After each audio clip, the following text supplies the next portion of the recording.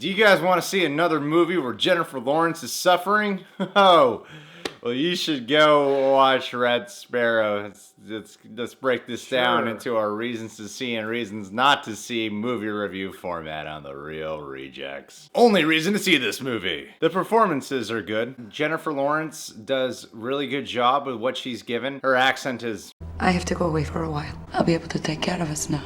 Okay. You know, it's Jennifer Lawrence, and if you're gonna give her a role where she's suffering, she's gonna do a great job, because that's what she does best, is suffer. Yeah, she's great at selling that, and hey, Joel Edgerton, he's pretty good too in this. He's likable, charismatic. He's probably the lightest character in this whole movie. Probably the only good guy in the whole movie. Yeah, he's probably the only character the movie doesn't make it abundantly clear sucks. He's the only non-creepy dude, and him and Jennifer Lawrence, they work well together, although, I mean, the trailer shows you they're supposed to have like sexual romantic chemistry. So whenever they're not doing that, they're really good together. But when that stuff happens, I'm like, what? That's not the chemistry I've been feeling. They do a good job, and there's other performers in here that do a good job. The cast does good. Jeremy Irons and Kieran Hines, Justice League.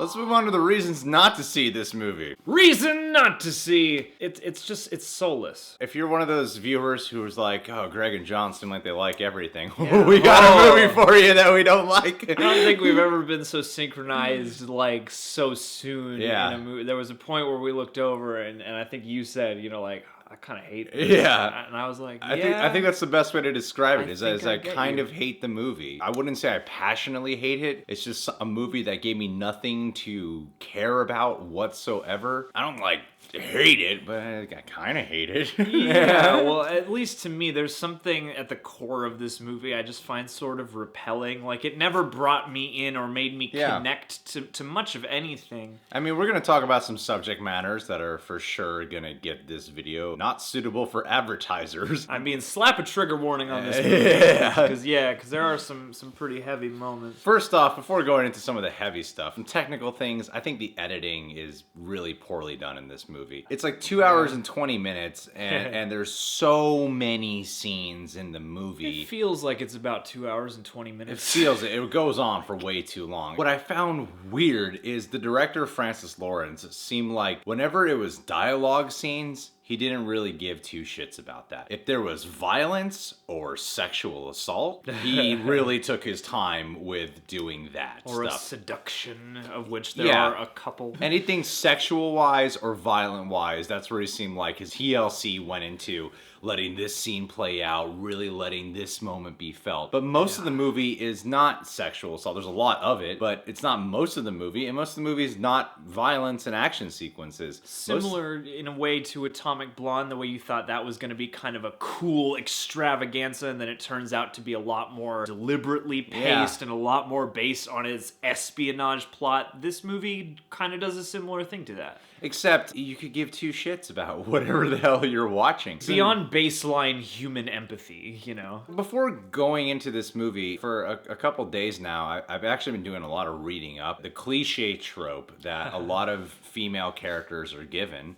And I read a lot of stuff lately. It seems like to make a strong female character, they usually have to be raped in order to make them strong. It's like them tough. You'll see a movie like John Wick where his life is stripped away from him, his dog dies, he gets beaten, but he's not sexually assaulted. But then I started thinking about, like, that's true. Most badass female characters in film and TV shows get raped, and it's used as a cheap plot device to get you to go like, oh yeah, I want to see her become strong. That was what will push her over the edge into becoming extraordinary in her field. Yeah, and the crap part is most of the time these movies are done by dudes, and this is a perfect example. Oh, this is how a guy handles a woman getting raped and making it a plot point that we're supposed to give a shit about. Yeah, I gotta say, like, you know... And it's not the reason I hate the movie. No, because there's so many other reasons to not like this movie beyond the way they handle that. And I mean, truth be told, it sounded, at least going in, it sounded like there would be more of that kind of thing in this movie. But yeah, just as a device, I feel like, you know, not to say that men cannot address and utilize rape in stories, but I think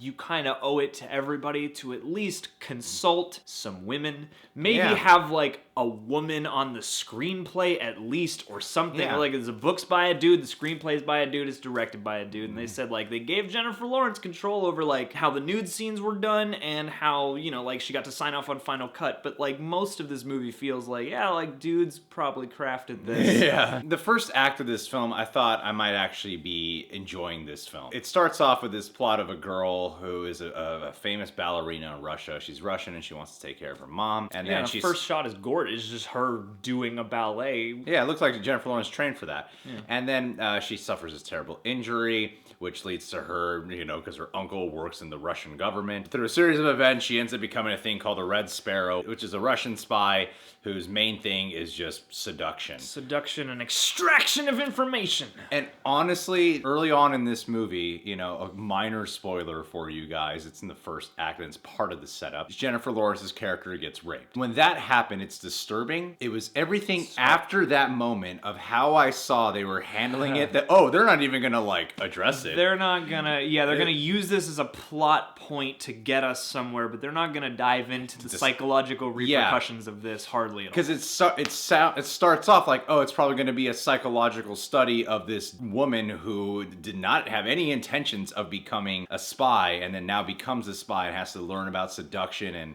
yada, yada, yada. And then she ends up going to this, like, Academy for Red Sparrows, which should just be called Rape Academy or Rape School, because that's all it is. They make a reference, let's try to dumb it down, like, you sent me to whore school. But no, it's just rape. Take off your clothes. They do kind of call back in that scene and make it focal. Yeah, it does sort of feel like the point is you're just gonna have to do some stuff you don't like, get used to it. I get it as a device for this movie, but it doesn't utilize or explore it well enough to really justify it. Exactly. I hated how they handled it afterwards. I'm like, oh, they just can't. I think I looked at you. I'm like, oh, they're just not going to talk about that. Because at first I was thinking, okay, this is going to be a big part of her character. And as much as I don't really care for this trope anymore, maybe I could still get on board with this movie. But then they can it. And then it got me thinking, like 10 minutes later, there was really no point for that rape scene. She didn't need to get raped in that scene. There was no point for that, actually. Yeah, the best you can say is that it arguably justifies a later scene, which is arguably one of the most effective moments this movie tries to draw, using all the elements that it's pitched to you, this sort of dark, sexual, violent thing. A scene where the teacher in the class is not pressuring, is just instructing her to basically have sex with a guy in front of the class. I'll tell you how the scene plays out. But that was an effective scene. Because of the choices she makes there that actually prove that her character is pretty sharp and pretty resourceful. But this movie is kind of mean-spirited. It has no soul to it. It's dull. None of the dialogue scenes ever land because they don't take time to just let the dialogue scenes land and like character moments land. Like the dialogue itself is fine. It's just nothing really feels lived in. It's the way it's edited. Yeah, and it doesn't feel like there's much motivation for it. You just don't feel for any of the characters or get much for their inner life at all. So you're left with this plot that just keeps moving and you keep wondering, is she gonna, stick true to the Russians, or is she gonna, double agent it up and go someplace else? It doesn't really do that either, because the trailer has you thinking, like, which side is she gonna be on? But the movie kind of just... the movie doesn't leave anything to mystery. They kind of just show you, oh, here's what's going on with Joel Edgerton. Here's what's going on with Jennifer Lawrence. Oh, here's where they are. There's no questions. And then by the time they get to the finale, which suddenly starts having like twists and reveals, I remember sitting there going like, wow, I just don't give a shit. Yeah, and with nothing else to latch onto, you're just sort of left with this feeling of like, what is this all for? Like, what's the point? Why are we here? Who's this movie for? Who is this for? Yeah. Because it's not stylistic, it's not cool. It's like, one could argue that it looks pretty at times. I was telling John in the car, I think it only looks pretty because of where they shot it. It's not pretty because of the stylistic way they did the cinematography.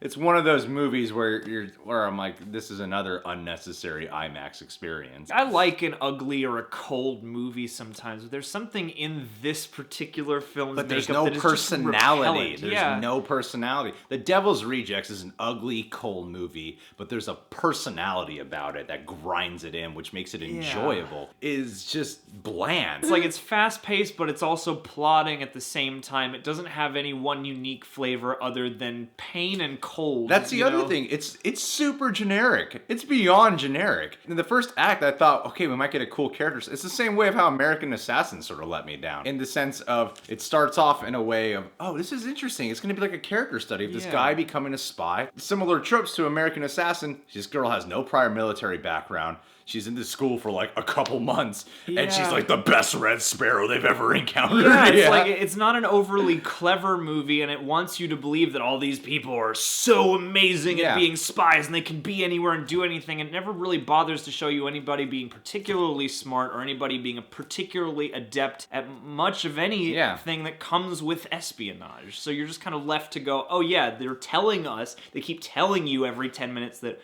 you're always one step ahead. You're just like me. You're just naturally great, and we're supposed to go with that. I mean, it's violent at times, and when it's violent, it's engaging because it's violent, but it's not cool violence. It's not sexy. I think it's really, actually, it's pretty insulting in the way they handle sexual assault in this movie. I'm not an expert. I'm not a woman, but I don't see how, if you think this movie was empowering, I would like to hear that argument. I don't get how. I don't think so. You make fun of us and call us social justice warriors, whatever. I don't give a shit. You're on the wrong side of the coin then. I'll rather be called that if I'm going to look at this movie and go, it's really insensitive in the way they handle it. Yeah, if you're going to make your sexpionage movie that you know, kind of hinges on assault at some point, God, at least flesh it the right way. At least explore it. At least try to make it in a way where it's like, it's showing you the ugliness of sexual violence. Like, try to do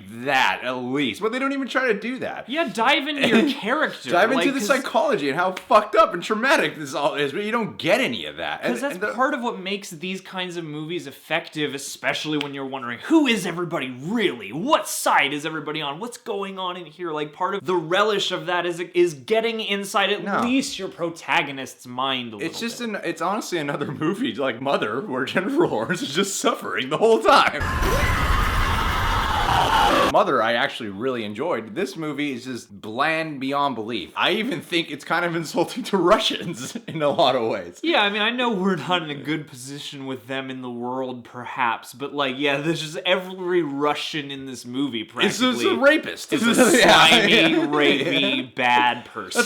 That's how they portray like every Russian dude in this film. The only redeemable one that's not her happens to be, you know, in line with somebody else. Not truly Russian. Yeah, but of course the American dude is like the only good dude around. He's like the only likable, like truly likable person in this movie, and then you're sitting there going, I've seen so much ugliness from everything else. How are you so kind of easygoing and charming? You should be somber like the rest of us. I don't know, this is the kind of movie that we would have to spoil a lot in order to really give you the details as examples for why we don't like this film. It's the kind of film where I'm like, you know, I wouldn't mind doing like a watch along one day and just going, let's pause it and let's talk about why this sucks. All right. If you think you're getting Black Widow the movie, it's not. If you're thinking of getting a better version of Atomic Blonde, it's not. In some ways, I actually walked away. Go watch Atomic Blonde. We were at an event where the director was going to show up after the credits were done rolling. By the time it said Red Sparrow at the very end,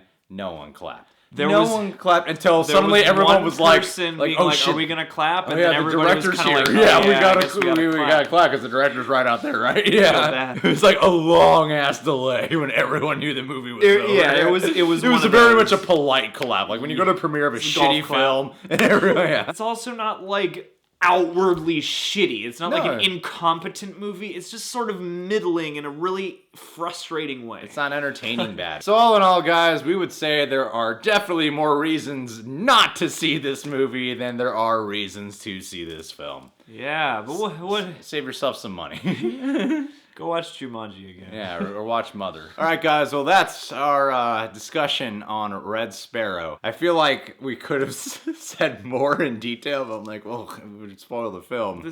But I feel like you guys get the point. You guys can subscribe to The Real Rejects. Click that notification bell to get notified every time one of our videos is up. And check us out on Patreon. We got full-length music video reactions and TV show reactions, including some animes like My Hero Academia, Attack on Titan I'm covering. John's covering Riverdale, Runaways right now, and we also do Black Lightning together. I also cover The Flash. I mean, there's probably more we're going to add to the plate soon. So go check us out on Patreon, and weekly Q&As over there too. Love to have you.